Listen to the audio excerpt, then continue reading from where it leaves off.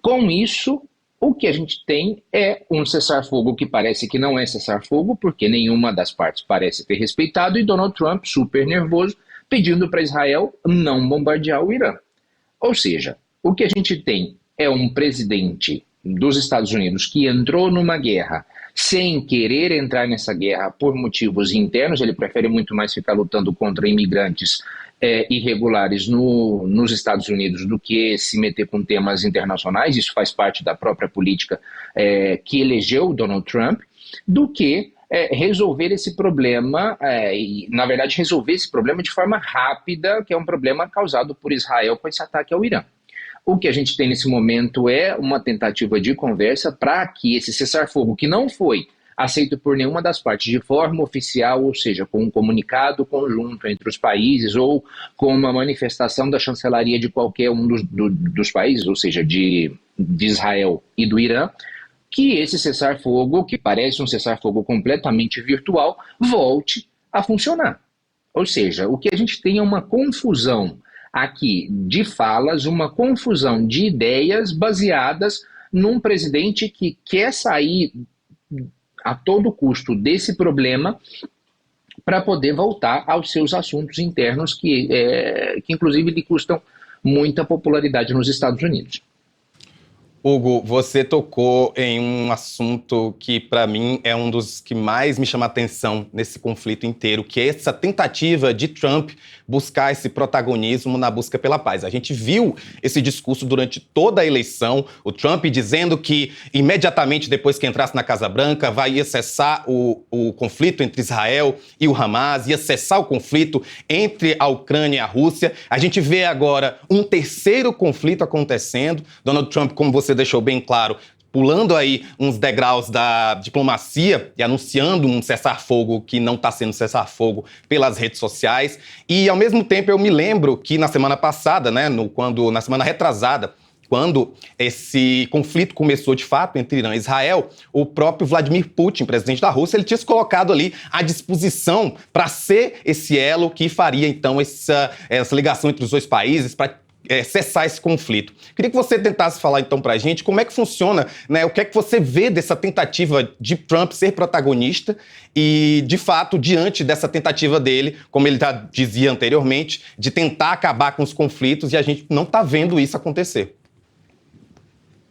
Rafael, é muito curioso isso, porque nas relações internacionais, apesar de a gente falar de estados, de falar de nações ou de interesses, o ego das pessoas também conta muito, e sobretudo o ego de grandes líderes, como é o caso de Donald Trump. E aqui eu estou falando grande líder por ser o presidente dos Estados Unidos, a maior potência militar que a gente tem no mundo atualmente, né? Mas é uma figura completamente caricata que, apesar de alguns analistas pensarem, por um lado, de que ele é um grande estrategista, de que ele conseguiu muitas coisas como empresário, por outro, é um líder totalmente atabalhoado e que parece que continua aprendendo o que é política. E aí a gente entra no outro ponto, que é, poxa, será que é esse agora o modelo de política que a gente consegue ver ou vislumbrar nesse primeiro quarto do século XXI, que a gente está entrando agora em 2025? Ou seja, o que a gente tem é um Donald Trump que quer protagonismo porque é do ego dele ser protagonista, é do ego de Donald Trump ser protagonista em qualquer tipo de situação. E a gente tem outros líderes, e aí, curiosamente, a gente tem Vladimir Putin, que aparece, que está num lamaçal de uma guerra entre a Rússia e a Ucrânia, aparecendo como um líder que quer fazer a mediação do conflito entre Israel e Irã. Isso é diplomacia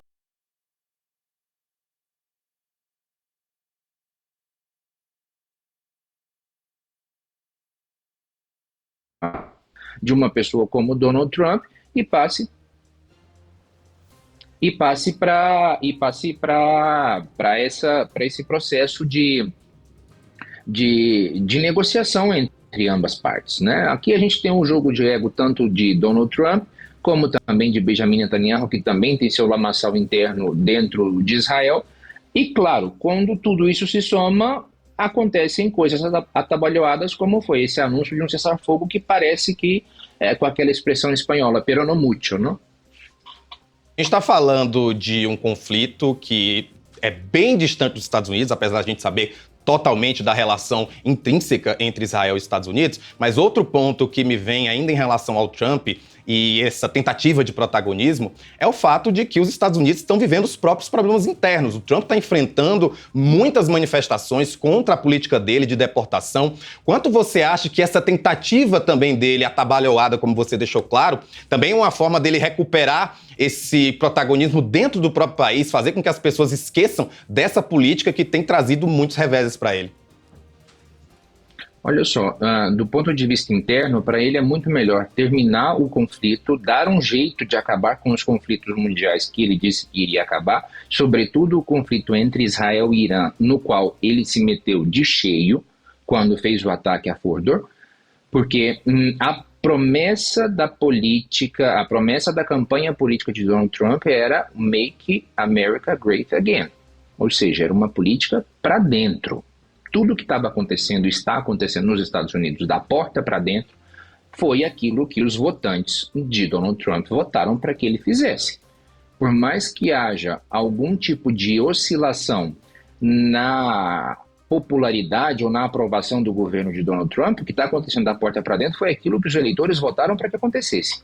Agora, a entrada em conflitos internacionais tão longe, como é o caso de Israel e Irã, isso sim não fazia parte da pauta da campanha política de Donald Trump. Ele foi arrastado para esse conflito, e aí a história vai contar para a gente de forma muito mais tranquila do que uma rede social, se esse